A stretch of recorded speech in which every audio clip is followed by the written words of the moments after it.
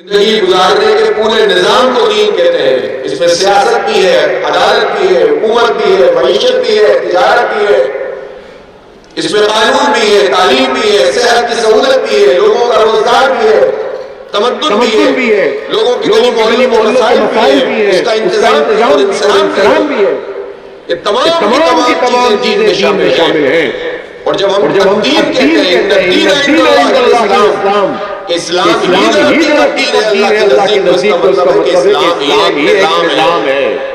باقی سب نظام باتیں ہیں، بظاہر جتنے خوشنما نظر آتے ہوں، صرف انسان کی بنائے ہوئے انسان کی چند قوموں یا افراد ان کو سہولت دینے والے نظام بنے ہوئے ہوں، تو وہ لوگوں کو دنیا میں بھی سہولت نہیں دے سکتے، آخرت کو تباہ کرتے ہی ہیں. اس لیے ہمارا دین ایک مکمل دین ہے، نظام ہے، پیکیج. یہ مغلوب رہنے کے لیے نہیں آیا، یہ غالب ہونے کے لیے آیا ہے. یہ کسی کے زیر دست ہونے کے لیے نہیں آیا، یہ بالادست ہونے کے لیے آیا ہے. اور اس کی جد و جہد جس طرح نماز فرض عین ہے، اسی طرح اقامت دین فرض عین ہے. یہ ہو نہیں سکتا کہ ہم کہیں کہ لا الہ الا اللہ محمد رسول اللہ صلی اللہ علیہ وسلم، کہ اللہ کے سوا کوئی الہ نہیں اور رسول صلی اللہ علیہ وسلم اللہ کے، محمد صلی اللہ علیہ وسلم اللہ کے رسول ہے. یہ بھی کہے اور ساتھ میں دنیا میں جو الہ بن بیٹھے ہیں، بادشاہ بن بیٹھے ہیں، اپنی مرضی کا نظام چلانے والے، انسانوں کو ہانکنے والے، چند لوگوں کو طاقتور بنا کر 80-90% لوگوں کا استحصال کرنے والے، ظلم کرنے والے، قوموں کو تقسیم کرنے والے، ہم ان کی الوہیت قبول کر لیں، ان کو شہنشاہ بادشاہ مان لیں، ان کو بالا کر تسلیم کر لیں. تو یہ ممکن نہیں ہے. دو خدا جمع نہیں ہو سکتے، خدا تو ایک ہی ہے. تو جو خدا الہ ہے اس کی الوہیت کا نظام بھی قائم ہوگا اس زمین پر. نہیں ہوگا اس کی جد و جہد کرنا فرض عین ہے. یہ تصور اقامت دین، اس پر جماعت اسلامی کو کھڑا کیا گیا. اور اس میں پھر تمام لوگ جو اس کو قبول کرتے چلے گئے، وہ اس کے دھائے میں آتے چلے گئے اور انقلاب کی نوید بنتے چلے گئے. پھر اس کے بعد یہ جغرافیاؤں میں محدود نہیں رہا یہ عقیدہ اور نظریہ، بلکہ اس نے پوری دنیا کو متاثر کیا، عرب و عجم کو متاثر کیا ہے. تمام فضلہ اعظام سے یہ عرض کرنا چاہتا ہوں جو میں نے عرض کیا کہ علم اور عز اور اس کے ساتھ ساتھ یہ فکر کہ ہم داعی دین بنیں گے، صرف عالم دین نہیں، عالم ربانی بننا ہے ہمیں، جو اللہ رب العالمین کے احکامات کو اپنے اندر جذب کرتا ہوں اور پھر مخلوق تک اس کو پہنچانے کی کوشش کرتا ہوں. صرف جذب کرنے سے بھی مسئلہ حل نہیں ہوتا، بلکہ مخلوق تک پہنچانے کی جد و جہد کرنا ہے، اس سے معاملہ آگے بڑھتا ہے. تو یہ علم، یہ علم اور یہ عزت اور پھر اللہ تعالیٰ کی بندگی، ان چیزوں سے متصل ہوں گے انشاءاللہ. تو یہ علم آپ کے لیے علم نافع بن جائے گا، آپ کے لیے دنیا و آخرت میں توشہ بن جائے گا. اور سب سے زیادہ جہاں ہمیں اس بات کی ضرورت ہوگی، یہ علم ہماری جو ہے وہ سفارش کرنے کے لیے قیامت کے دن آ جائے گا. اللہ تعالیٰ آپ کو بھی اور آپ کے ساتھ اکرام کو بھی بھرپور اجر سے نوازے. کسی کو اقتدار بچانا ہو تو بھی امریکہ کی طرف دیکھتا ہو، کسی کو جیل سے باہر آنا ہو تو بھی امریکہ کی طرف دیکھتا ہے، کسی کو مسلط ہونا ہو کسی جگہ پر تو بھی امریکہ کی طرف دیکھتا ہے. امریکہ کو خدا سمجھ کر جب زمین کے اوپر کام کرتے ہیں تو کیسے مسلمانوں کی اور مظلوموں کی حمایت کر سکتے ہیں، کیسے ان کے لیے کھڑے ہو سکتے ہیں؟ تو کیا ہم بھی یہ تشکر کریں، بھروسہ کریں کہ ہمارا دین تو چل رہا ہے، ہمارا نظام تو چل رہا ہے، ہمارا کھانا پینا چل رہا ہے، ہماری نمازیں بھی جاری، ہمارے روزے بھی جاری، ہمارے نمازیں بھی جاری، اور ہو رہا ہے ظلم تو ہزاروں کلومیٹر دور ہو رہا ہے. یہ ہزاروں کلومیٹر کچھ نہیں ہے. امت تو ایک جسد واحد ہے. یہی تو ہماری خوبصورتی ہے کہ ہم سب ایک ہیں، نبی پاک صلی اللہ علیہ وسلم کی امتی ہیں. ہمیں جغرافیہ، زبان، نسل، قبیلہ، برادری یہ تقسیم نہیں کرتے. یہ تو ہمارا تعارف ہے، یہ ہماری شناخت ہے، اس سے محبت کوئی برائی بھی نہیں ہے. لیکن اصل چیز یہ ہے کہ یہ کلمہ ہمیں جوڑ دیتا ہے. حضرت محمد مصطفیٰ احمد مشتبہ صلی اللہ علیہ وسلم کی ذات گرامی، ان کے امتی ہونے کی حیثیت سے ہم سب ایک ہو جاتے ہیں۔ اللہ کی توحید کا جب ہم اقرار کرتے ہیں تو پوری انسانیت کو ہم سمجھتے ہیں کہ اس کے نجات کا انتظام ہے۔ تو اس لیے غزہ صرف غزہ نہیں ہے، وہ گریٹر اسرائیل کی بات کرتے ہیں کہ ہم، جس میں حرم کو بھی شامل کرتا ہے اسرائیل، تو اس کو جب کوئی روکے گا نہیں تو وہ تو جو چاہے گا کرتا رہے گا۔ اس کے لیے لوگوں کو موبلائز کرنا، اس کے لیے لوگوں کے اندر غیرت پیدا کرنا، جرأت پیدا کرنا، یہ ہمارا فرض ہے۔ اور اپنے اپنے معاشروں میں یہ لوگوں کو جذبہ دلانا اور سمجھانا اور شعور پروان چڑھانا، معاشروں میں یہ بات بتانا اور سمجھانا کہ اگر تم اسی طرح اس نظام کو اختیار کرو گے جس میں چند لوگ طاقتور ہوں گے اور عام لوگ بے بس ہوں گے، بے کس ہوں گے، تو کبھی بھی تم عزت والی زندگی حاصل نہیں کر سکتے۔ لیکن اپنے مقامی حالات میں ہم دیکھتے ہیں کہ 25 کروڑ کی آبادی کا یہ ملک ہے، نہیں کر سکتے ہم۔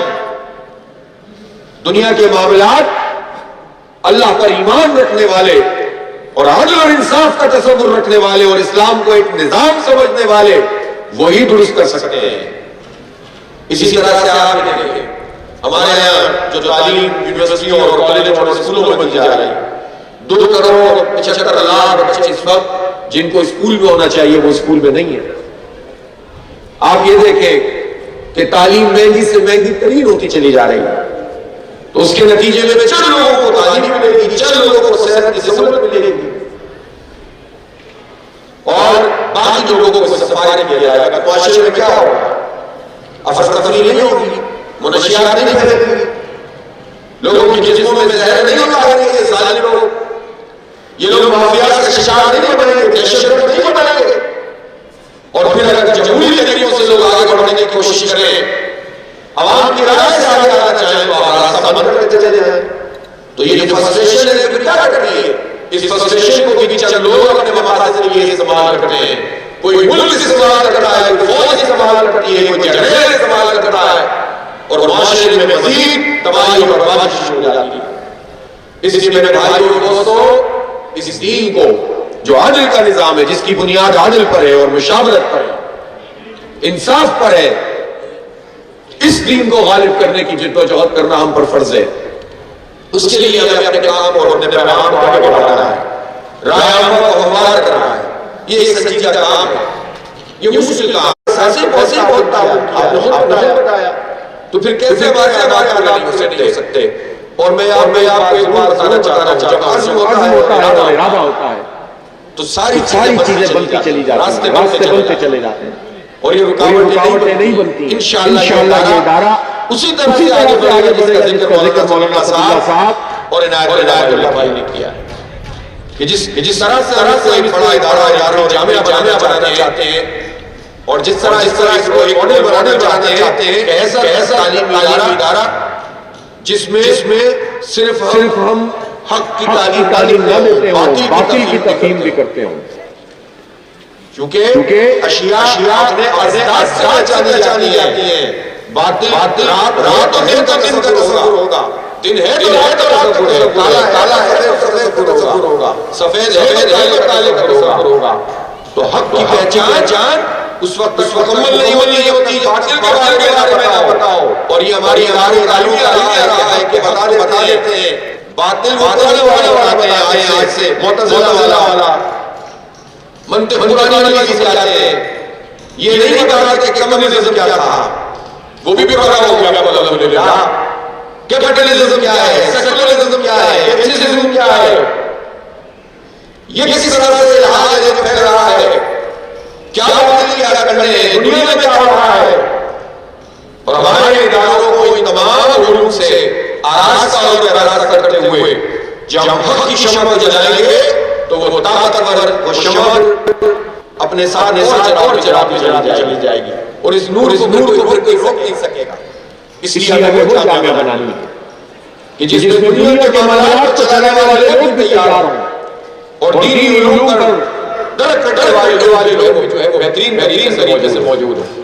تو سب کچھ ہوگا انشاءاللہ تعالی. اللہ تعالیٰ کو جزائے خیر فرمائے. مجھ سے راستے میں کہا کہ اگرچہ کہ یہ آج کی تقریب نوعیت لیکن آپ ضرور ہمیں بتائیں کہ اس آئی پی پی ایس کا کیا ہوا.